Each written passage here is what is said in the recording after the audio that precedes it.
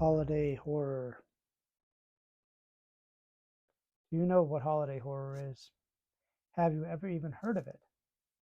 Well, maybe you haven't, but here's what the scoop is. Genres. You've all heard of genres. Genres are how we divide things up so that we know when we're going into a bookstore or if we're looking for a movie to watch or whatever, that we know what kind we're getting. Is it a Western? Is it a romance? Is it a horror movie?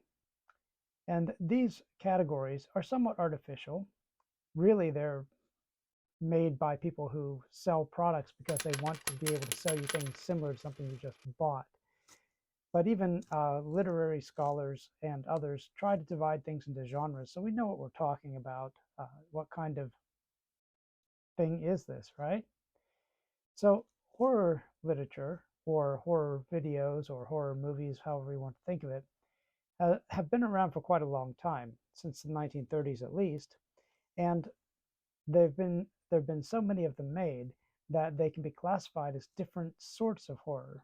So we've got all kinds of things. We've got gothic horror, you've got slashers, you've got eco horror, you've got folk horror, any number of different types of horror that are out there.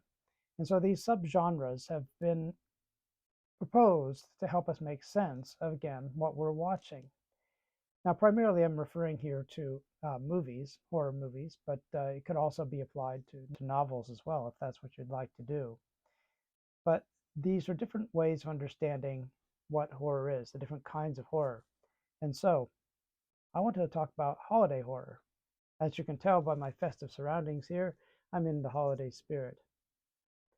But the thing about holiday horror is, it may not be exactly what you think. Now, for most of us who think about it, well, yeah, there are movies set on holidays. Obviously, those must be kind of holiday horror. But probably the first holiday we think of is Halloween, because Halloween is when people watch horror movies. That's when they start thinking about it. As a matter of fact, there's a trend going for some people that every day in October they watch a different horror movie to get into the spirit of Halloween.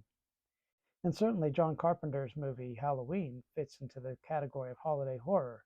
It's a horror movie set on a specific holiday, but it has to be more than just set on a holiday. It has to derive its energy, its fear from that holiday. The surprising thing that people may realize when they start looking at holiday horror is that the holiday that is most often represented in this subgenre is not Halloween.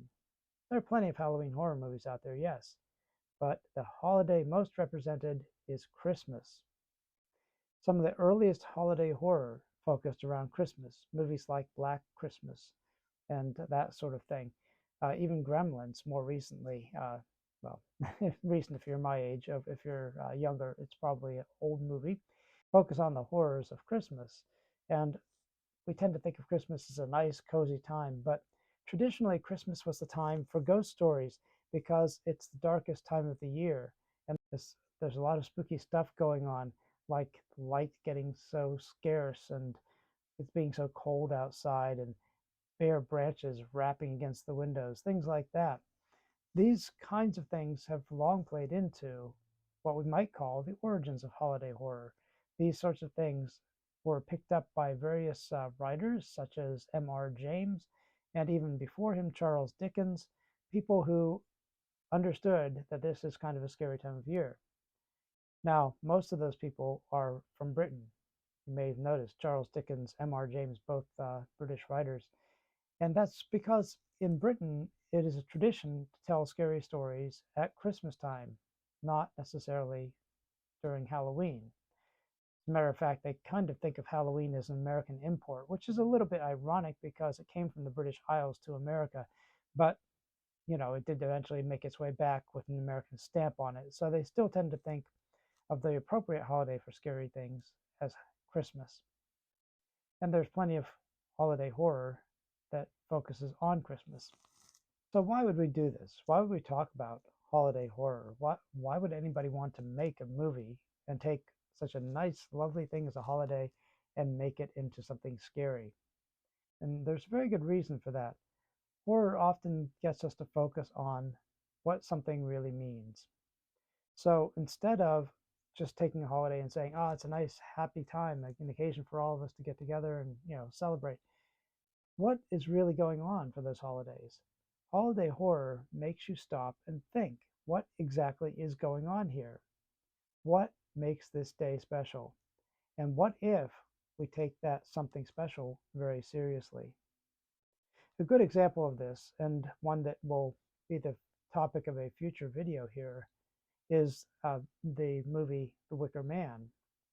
The Wicker Man, in case you haven't seen it, is set and released in 1973, and it's about a Scottish police officer who goes to a remote island in the Hebrides in order to investigate a missing child.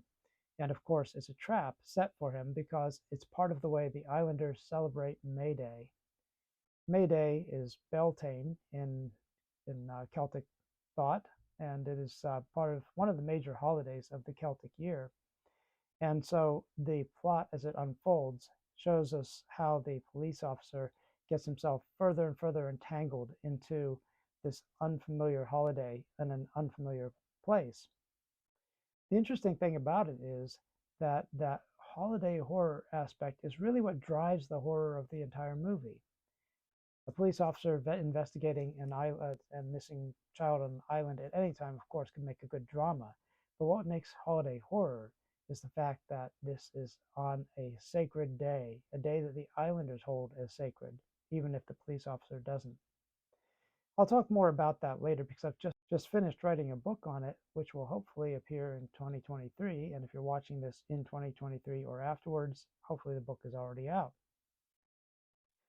So holiday horror is something that we ponder because it helps us understand our holidays a bit more. And I think in many ways it's really honest, because if we really admit to ourselves what's going on with holidays, we know that sometimes holidays can be very stressful, and sometimes holidays can actually be very scary in their own rights, depending on who your family is and the dynamics and where you spend your holidays. So all of this plays into a subgenre which is just starting to really get explored today, and that is holiday horror. And so hopefully your holidays will not be horrible. I hope they're wonderful. And maybe if you're like me, you'll find a good time to watch some horror movies during the holidays and find that there is something meaningful there that might help you understand what's really going on in the holiday season. My advice about smoking is don't start. The pipe is just a prop. But I also would say if you like videos like this, I would encourage you to like or subscribe or even ring the bell for notifications down in the stuff below. Also, maybe even use that as a place to tell me what your favorite holiday horror movies are. I'd be glad to share more of mine in a future video, and if there's a particular movie that you think I should see or want me to talk about, please let me know, and I'll be glad to do what I can. Thanks for watching.